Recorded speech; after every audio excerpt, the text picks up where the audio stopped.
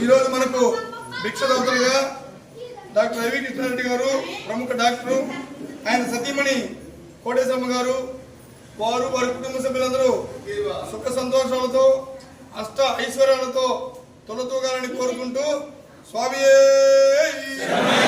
అన్నదాన ప్రభువే అయ్యప్ప దైవమే పదినెట్టాంబడియే జ్యోతియే శ్రీ స్వామియే